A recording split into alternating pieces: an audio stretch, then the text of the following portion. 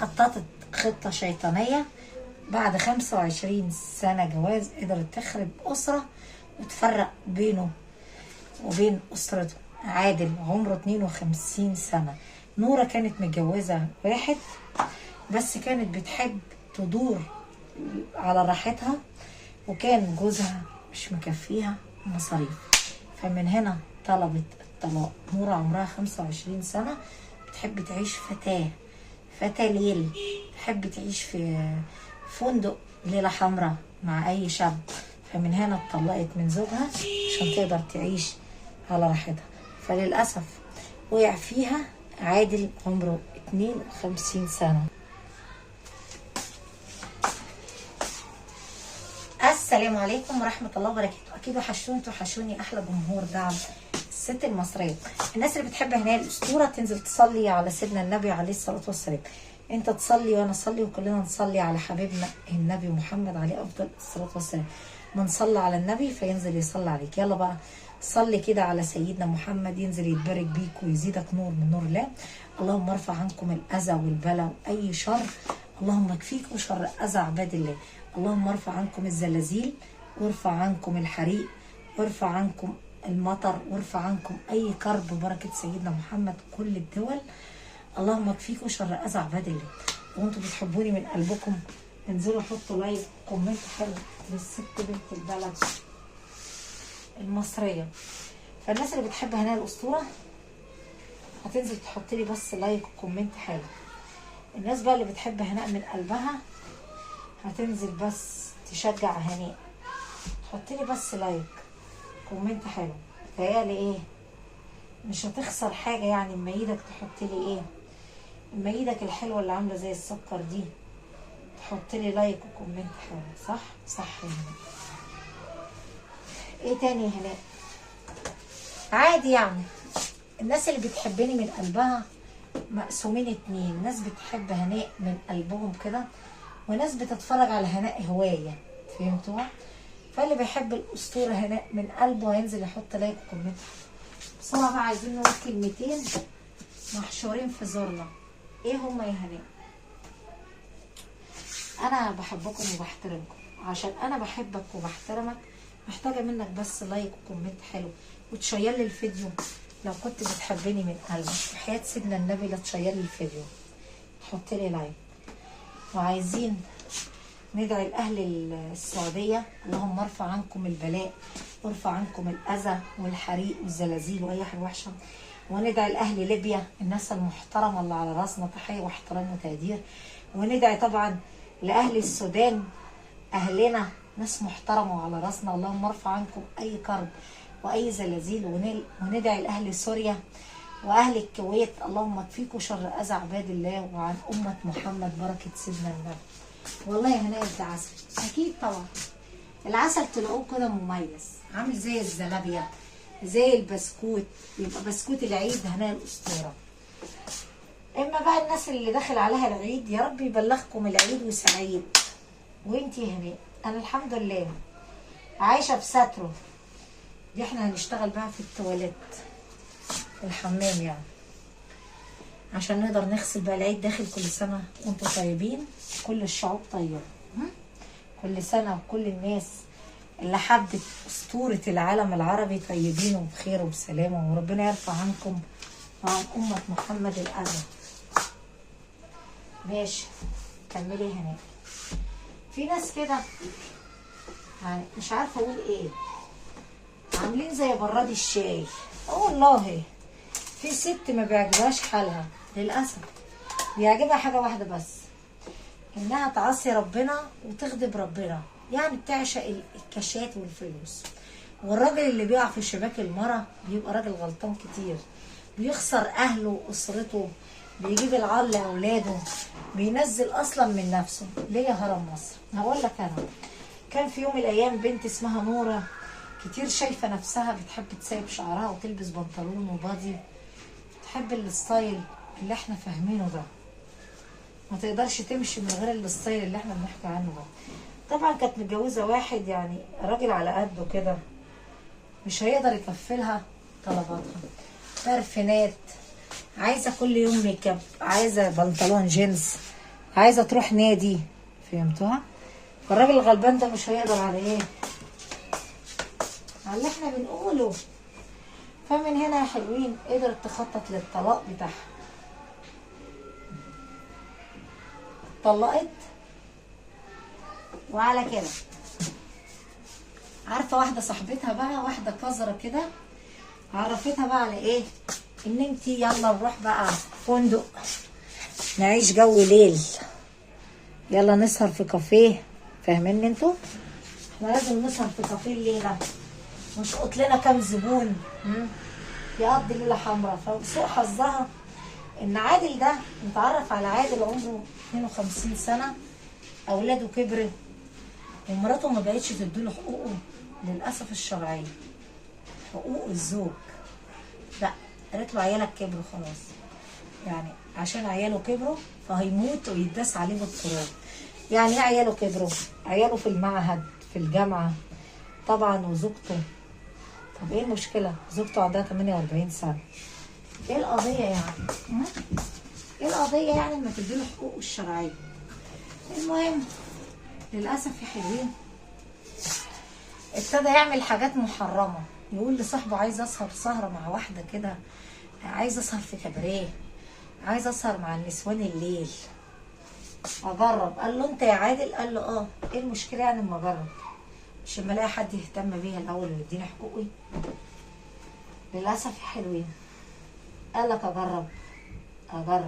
راح يجرب يا عين الراجل، يعني مش يعني جت عليه مثلا، يعني الشعب كله بيجرب. المهم للاسف يا صاحبي راح يجرب، ويا ريته ما جرب. عيطر في نوره دي اعجب بيها، طلع معاها يوم. هو عارف ان هو زبون يعني.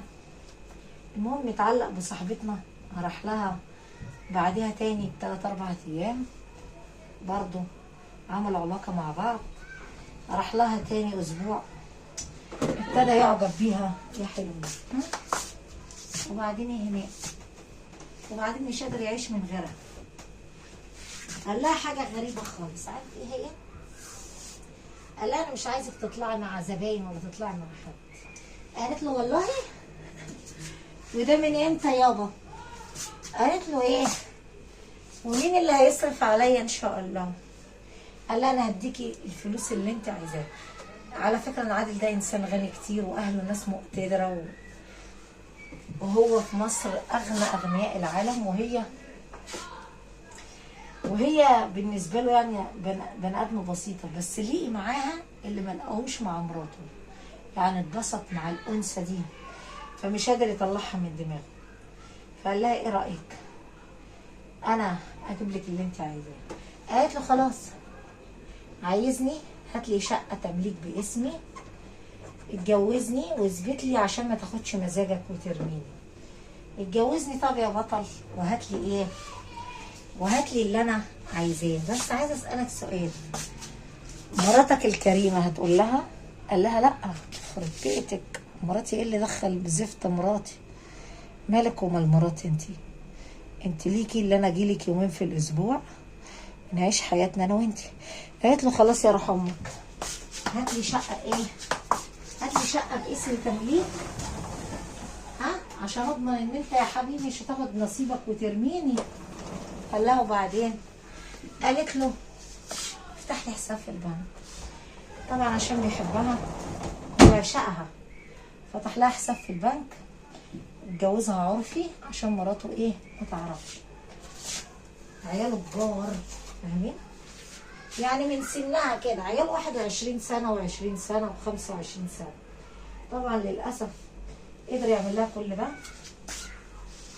كل كام يوم يقول لمراته، مراته اسمها منال، كل يوم يقول لها انا رايح اسكندريه اقعد مع اصحابي شويه، مره مش عارف رايح فين، وشرط عليها شرط انه ياخدها بعيد عن الناس اللي هي تعرفهم بتوع الليل. جاب لها شقه في اسكندريه، بقى بيسافر من مصر من القاهره، هو مقيم في الشيخ زايد في اكتوبر. احنا نمشي من هنا، انا اجيب لك شقه في حته بعيد عشان محدش يعرف يوصل لك من اللي انت ليكي علاقه بيهم. قالت له خلاص موافقه. عمل لها كل اللي بتحلم بيها. طبعا مراته ابتدت تراقبه، لقيته ايه؟ لقيته يا حلوين ان هو بيسافر كتير. قالت لابنه ايه، انا عايزاك تراقب ابوك يا احمد، ابنه كبير. راح يراقب ابوه لقاه واخد شقه في عماره فخمه كده. فقال له امه الحقيقه، سأل البواب استاذ عادل ده بيعمل ايه؟ قال له ده متجوز واحده هنا اسمها نوره. قال له مين نوره؟ قال له نوره دي فتاه ليل، يعني كانت بتاعت الزبائن كلها. فايه الواد راح حكى بقى لمين؟ حكى لامه المصايب اللي احنا بنحكي فيها. وبعد ما حكى لامه، امه واجهته قالت له انت واحد كذاب، انت لك علاقه بواحده هي فتاه ليل، انت واحد كذاب. قال لها اه بحبها، ما اقدرش اعيش من غيرها، تديني كل اللي انا عايزه، انت اديتيني ايه في حياتي؟ المهم للاسف يا حلوين مشي وراح لصاحبتنا. بعد ما راح لصاحبتنا قالت له خلاص، لمت له العيله واخواته، ناس مرتاحين ماديا، اخوكوا هيجيب لكم العار، ماشي مع واحده كذا كذا كذا. فراح طلقها عشان يبعد ايه عنها للاسف. بعد ما طلقها ساب لها الشقه والفلوس اللي خدها. عدى شهرين فضل عادل حزين عليها ومش قادر ينسيها. بعد كده عمل ايه؟ هقول لك انا. رجع تاني يبوس ايد نوره ويقول لها سامحيني حبيبتي، ونزل على الارض، ما اقدرش اعيش وانام من غيرك. قالت له ما انت سبتني وطلقتني، لسه بتدور عليا؟ قال لها لا، انا ما سبتكيش بمزاجي، حقك عليا. قالت له خلاص اثبت لي حبك يا بطل، يلا عايزه فلوس. راح اداها حساب كده، اداها زي نص مليون جنيه حطوا لها في حسابها عشان يقدر يراضيها والكلام ده كله. طبعا ابتدت اللعبه تلعب تاني. فمراته عرفت ان هو رجع للست نوره، راحت قايله لاحمد عايزاك تشوف لي واد صاحبك وتزقه على مين؟ هتزقه على نوره، وهي ديت عادي هتيجي معاه، وادي لصاحبك 300,000 جنيه مصري. احنا قلنا ست مقتدره بقى، بس على شرط يصورها لي فيديو ويجيب لي الفيديو. طبعا قال له واد صاحبه اسمه عمرو، قال له يا عمرو انا عايز منك 1 2. اداها الرقم التليفون، خده من على تليفون ابوه. وبعد كده فضل الواد يتكلم معاها عادي، يعني يقعد يحكيها، يقول لها معجب بيكي يا فرسه، انا عايز كذا، ايه رايك اجيلك واديك اللي انت عايزاه. طبعا عشان عارف يشقطها وعارف طلبها، قالت له خلاص انا موافقه، عايزه 50,000. قال لها موافق. قالت له في الليله، قال لها موافق. راح يديها 50,000. طبعا ظبط الكاميرا عشان يقدر يا حلوين يصورها من غير ما هي ايه تعرف. صورها، وبعد ما صورها يا ابطال راح ودى الفيديو لمين؟ لام الولد احمد. قالت له بقى انت كنت فين يا معلم؟ قال لها عادي. قالت له انا عارفه اللي انت رجعت النوره تاني، انا عارفه اللي انت بتحبها يا زوجي العزيز، نجيب ولادك بقى وقول لهم الحقيقه. طبعا صاحبتنا قالت له اتجوزني رسمي وانا اقبل اعيش معاك. فقال لها خلاص سيبيني كام يوم افكر ان انا اتجوزك رسمي. قال لها اه. قال لمراته انا هتجوزها رسمي كده كده. طبعا قالت له خلاص طالما عايز تتجوزها رسمي ننده ولادك عشان تقدر تقول لهم الكلام ده. طبعا احنا سايبين دي عشان العيد بقى لنا فتره، ولا حد بينام فيها الخرابه دي. قالت له كده ونسيب بعضينا. ندعت فتحت الفيديو، فرجته العلاقه اللي بين صاحبه وبين مين؟ وبين زوجته اللي عايز يتجوزها على سنه الله ورسوله. قالت له هي دي بتاعت الشوارع فتاه الليل. يا راجل عيب، عيب عليك، ها؟ عيب عليك اما تقول لي اصل انا عايزه اتجوز فتاه الليل. يا ريتك هتتجوز واحده نظيفه عشان تديك حقوقك. دي واحده صايعه مع كل راجل شخل الفلوس، ده 50,000 وعايز يجيبها. طبعا للاسف قالت له كل الكلام ده انت راجل سافل. راح ضرب مراته بالقلم منال، وبعد ما ضربها راح ركب وراح لصاحبتنا، قال لها انت ليكي علاقه بولد كذا صاحب ابني؟ مش قالت له اه ليه علاقه. هو انت ما انت سايبني منتظر مني ايه؟ انا ست بتاع مزاج، انا ست بحب ايه؟ بحب ان انا اعيش في حضن راجل. انت سايبني ما تتجوزني رسمي وتعالى حاسبني. انت بتسيبني بالشهر وبال15 يوم. هو انت بتعمل لي حاجه اصلا؟ هو انت فيك نفس اصلا؟ انت راجل كبير عندك 52 سنه، انا عايزه شاب. قال لها امال اللي بينا ايه؟ قالت له يا باشا فلوس كنت بقلبها منك. انا كنت بقلب فلوس بس وكاشات ايه منك يا بطل. راح ضاربها بالقلم، راحت مدياله ازازه ايه؟ ازازه بيبس في وشه، ما عورتوش. قالت له انا كده كل يوم هتلاقيني مع راجل، مالك انت ومالي؟ للاسف يا حلوين راح عامل ايه؟ راح جايب آلة حادة على السفرة قطع بيها الفاكهة وراح ضاربها فيها. طعنها 5 طعنات وطلع يجري وقفل عليها الباب ومشي وساب الآلة الحادة في الأرض جنبيها. طبعا غلط. المهم الناس الجيران ابتدت تشم ريحة، طبعا الجيران بلغوا الشرطة، فتحوا الباب لقوا الجريمة. طبعا قالوا ان دي كل يوم راجل بيجي لها شكل في الشقة هنا. الشقة دي واحد اسمه عادل شاريها لها، متجوزها عرفي. ابتدوا يجيبوا عادل، للأسف عادل اعترف. البصمات اللي على السلاح على الآلة الحادة هي بصمات أستاذ عادل. للأسف جاب لأهله العار واتحكم عليه. حلوين اتحكم عليه بالإعدام. اتحكم عليه. كل ده عشان شهوات ايه؟ كل ده عشان شهواتنا صح؟ قول لي صح يا هناء. اتحكم عليه. شوف بقى بناته وابنه عملوا ايه بقى؟ ها؟ عملوا ايه في الدنيا؟ حكولي. قول لي كلامك صح يا هناء. ابنه ذنبه ايه؟ اللي في الكلية وبنته والدنيا اللي احنا بنحكي فيها دي. يا زمن العيب في مين يا زمن؟ كان مراته مش عايزه تديله حقوقه الشرعيه. كان اتجوز له واحده كده محترمه، واحده ما سلمتلوش نفسها في الاول. ليه بقى يا هناء؟ ليه؟ الست اللي بتسلم نفسها لكل راجل قبل ما يتجوزها اصلا هتسلم نفسها لكل راجل. عايزاكم تعلقوا لي على الكلمه دي، كلامي صح او غلط؟ الست اللي تبيع نفسها لاي راجل عشان الكاشات هتبيع ل2000 راجل صح؟ وبعدين دي مصطادها. يعني ايه مصطادة يا هناء؟ يعني فتاة ليل، يعني لاي راجل. والله يا هناء كلامك ايه صح؟ جوز واحده محترمه، جربها الاول. قال هيجي منها، قال هي انسانه محترمه هتحافظ على شرفي. كلامي صح ام غلط؟ هتحافظ على عرضي ولا كل يوم هتجيب راجل؟ فهمتوا بقى؟ فهمتوا الفرق؟ الست اللي بتحافظ على نفسها والست اللي انت بتصطادها. الست اللي بتبيع نفسها قبل ما بتتجوزك بتبيع ل1000 راجل. انت اصلا هتسيبها في الشقه وهي كل يوم هتصطاد لها زبون. بلاش يا باشا، بلاش بلاش يا باشا تضيع نفسك مع واحده فتاه ليل. واحده انت اتعلقت. طز في التعليقه يا عم، يا عم طز في اي حاجه، طز في اللي انت بتقوله يابا.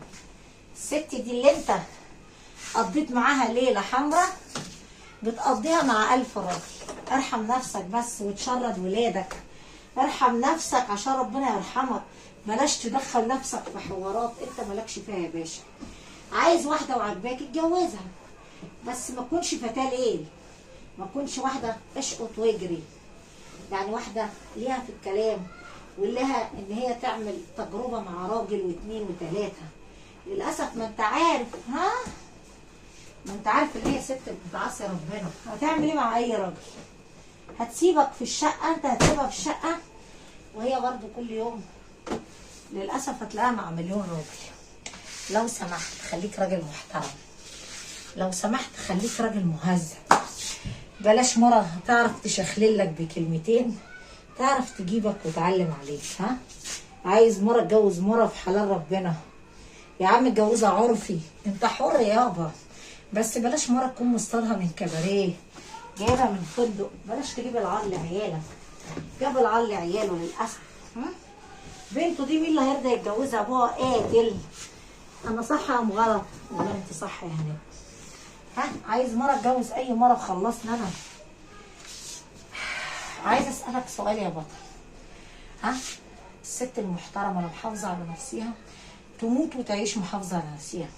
الست اللي تبيع نفسها قبل ما انت تتجوزها او اي حاجه، واديتك نفسها كده بالفلوس وببلاش مقابل شويه فلوس. اي راجل هيزود الفيزا، انت دفعت 50 غيرك هيدفع 100، فهتبيع له نفسها عشان خاطري. بلاش تعمل كده عشان خاطري. ها، بلاش الست اللي انت تفكر تعيش معاها تكون ست بتاعت شوارع، ست لكل راجل، ست ملوثه تقدر تجيب لك مرض. خليك راجل محترم، عايز تتجوز اتجوز واحده بنت ناس محترمه. بلاش عيالك وزوجتك اللي عاشت معاك السنين دي كلها وعيلتك يدفعوا الثمن بسبب شهواتك، بسبب حبك. حب ايه وبحب؟ هي العالم دي بتحب ولا ايه؟ بتضيع وقت يا باشا عشان تقلبك وتاخد منك شويه فلوس. صح ام غلط؟ ردوا عليا في التعليق. بحبكم كتير، ولو عجبكم القصه ما تنساش تحط لايك، كومنت حلو. الست بنت البلد المصريه. على فكره انا بخاف عليكم وبحترمكم وقلبي عليكم. ها، دي القصه بفيدكم بيها. بلاش تزكي بحياتك عشان واحده ست. بلاش. ربنا اداك فلوس ما تبيعش وتشتري فيها في الناس، اخرتك سودة. لان الست دي انت ما تعرفش وراها كام جريمه، ما تعرفش وراها عصابه، وراها ايه. بحبكم كتير وعايزه انتظر تعليقاتكم.